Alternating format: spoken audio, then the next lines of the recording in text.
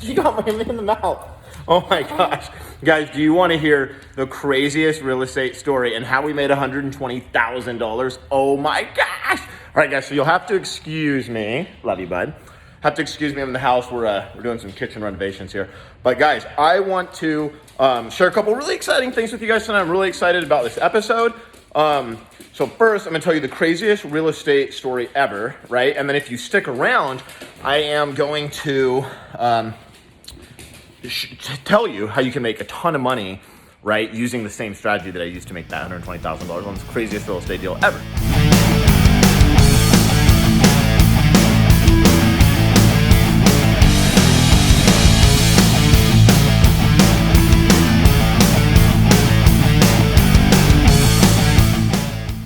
If you're here right now, you're watching this, guys, please give me a like. If you're on YouTube, hit subscribe. And guys, if you don't hit like right now, I'm probably gonna see it because it shows all that kind of stuff. So give me some help, help me out with the algorithms and prove the point that I'm about to share with you on this video. So it's really cool. All right, guys, so the craziest real estate story ever happened back in 2017. And it was a cold calling on steroids deal, and I was actually in Denver, Colorado with a bunch of real estate buddies, people like Rob Schneider, Steve Richards, my partner Mark McIntyre, James Hawk was out there, Sean Terry, Kent Clothier. It was an awesome crew, Anthony Epps.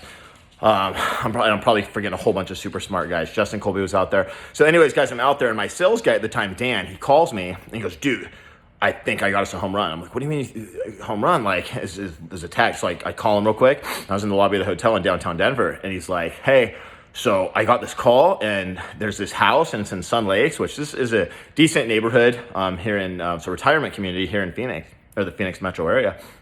And he's like, dude, so I got this call, and the lady, she wants $5,000 for this house. I'm like, what? Like, is it a mobile? No, it's Sun Lakes. It's not a mobile home. Is it like in a park or something? Like, we don't deal with those. He's like, no, dude, this is like a nice house. He's like, it's like 1,800 square foot. It's like right across the street from the golf course. It's on a 10,000 square foot lot, 2.5 car garage. Like, it's a nice piece of property, but I guess it does need some work. It's been vacant for like 10 years. So I'm going to go over there and take a look at it. But she only wants $5,000. I'm like, hold up, like I've got like red flags just going off all over the place. I'll show you guys a Christmas tree. So I've got red flags like going all, I'm like, hold up, dude, like this can't be real. Like somebody wants $5,000, like this house has got to be worth, even at the time I'm thinking like well into the 100,000s, like there's just no way. So I'm like, here's the thing, like why is she selling? Find out if she has family, because I'm like, this is an old person, maybe they don't know what they're doing, maybe it's some situation, it would be real, not a lot of fun that they might be going through, but we definitely never want to take advantage of a situation like that, right? So I'm like, I'm not gonna get myself all excited about this. I'm like, dude, there's no way, like, make sure everything checks out, but I think you're gonna find something there. I don't think it's gonna check out. Probably we're not gonna be buying this house for $5,000 because probably it's not the right thing to do, right? That's what I'm thinking. And it was probably limited thinking that I had when I thought that, but that's what I was thinking. So the next day I'm still in Denver, and Dan reached out to me, it's like the early evening. And he's like, hey, dude, he's like, so I'm leaving the property right now. He's like, I just met her over here. He's like, she came, on her own. She was all by herself. He's like, she was dressed to the nines. And I met with her. She showed me the house. And I was like, so you want $5,000? And she was like, yes, I want $5,000. I don't want to deal with this house anymore. It's been empty for 10 years. It's stressing me out. He's like, how far did you, travel to get here? Do you live in the area or what? She's like, oh, just, a few blocks away. And he's going, what? Like, I don't understand. Like, why do you only want to sell this house for $5,000? I mean, it clearly looks like it's worth more. She's like, well, it needs so much work, and it's just been stressing me out. It's a pain in the butt here. I'm paying the HOA every month. I've been paying the tax bill on it every year, but it's just, we've had it in the family forever. The last 10 years, we haven't done anything with it. And there's also a car there. I don't remember how it got there. It was a whole story with my niece and blah, blah, blah. But you have to take the car too. And the car, for the record, is actually kind of a cool car. It was probably worth $2,000 or $3,000. Like, we had to do a whole bunch of stuff to it, put all new tires on. Like, it'd been sitting there forever. So the car probably wasn't like the best deal in the world, but the fact that it came with the house was kind of cool. It didn't have a title. We had to go through the lost title process and all that kind of stuff because it hadn't been her car, and that's what kind of stressed her out. I was like, I don't know what to do with it. Like, we'll figure it out.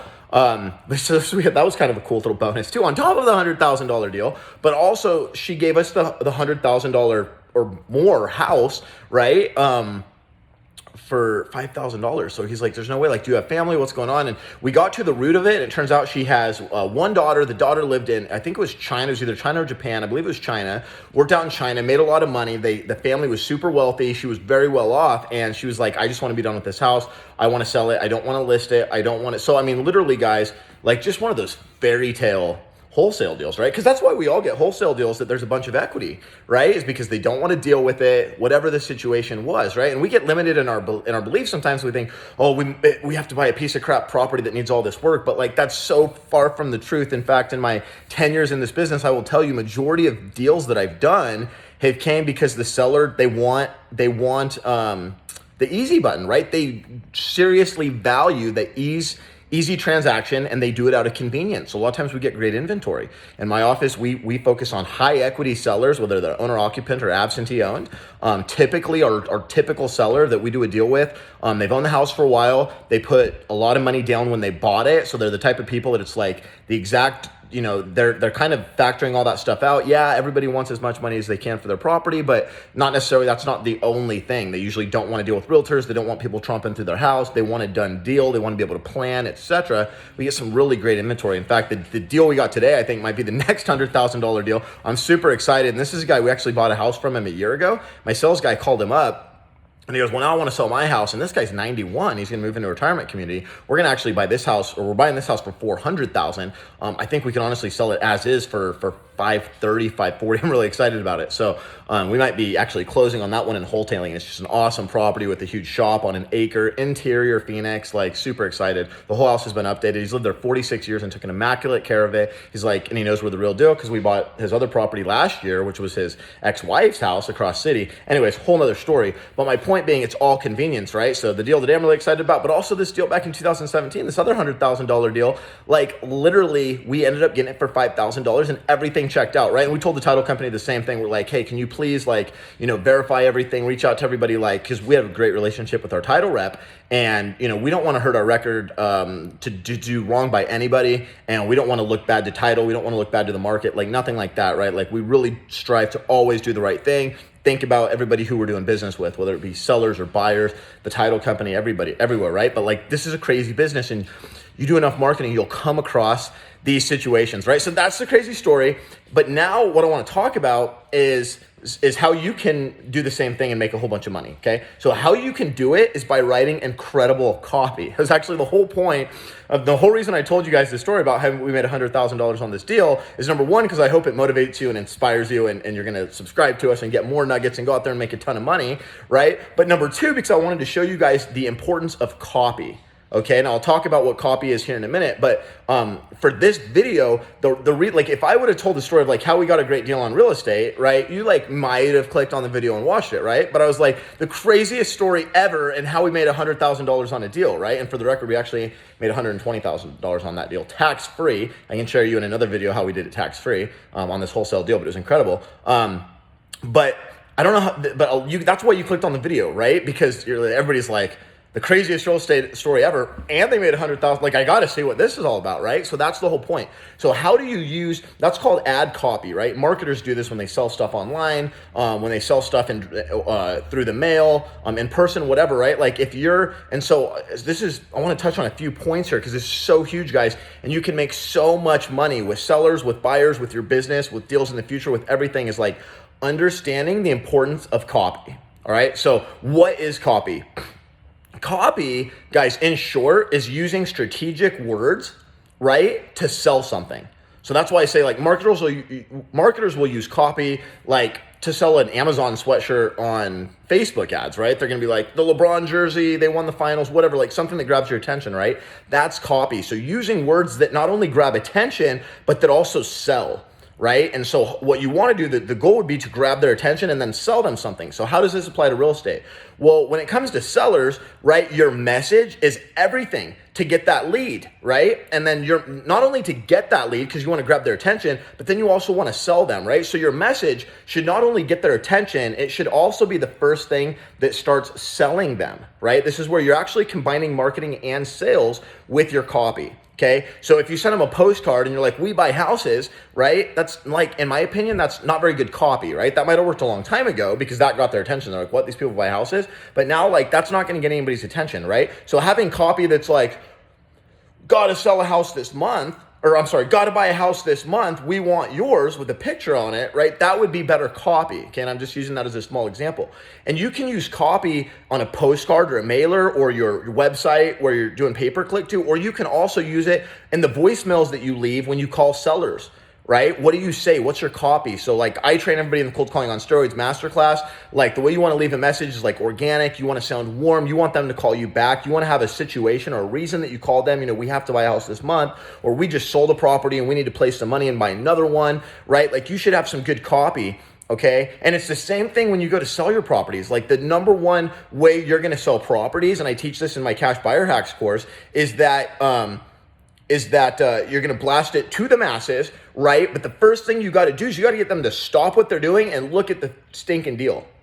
Okay. So the headline is critical. Even if you're sending even if I'm just sending an email to one person, like that headline is super important. But if I'm blasting it to my huge buyers list, which is 18,000 people here in Phoenix, another 10,000 in our Indianapolis market, right? And I can teach you how to build the same type of buyers list overnight so you can sell properties like that in Cash Buyer Hacks. But the reason we get their attention, we get them to click the email, right? So like on that deal, it was like $100,000 spread on a super nice house, right? That house actually needed some work, but it was a really nice house for the price. So you could see how we kind of use the copy there. And then when they open that, that's what they see is a picture of the house. And then we start to tell the story. And how we tell the story, guys, that's using copy.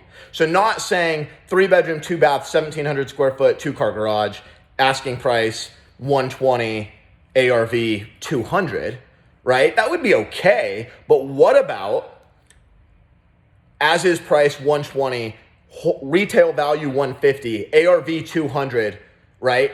When they open it, and a headline that says, $100,000 spread. Well, we made the $100,000 spread. I think we wholesaled it, and actually, so I'm mixing up a couple properties here.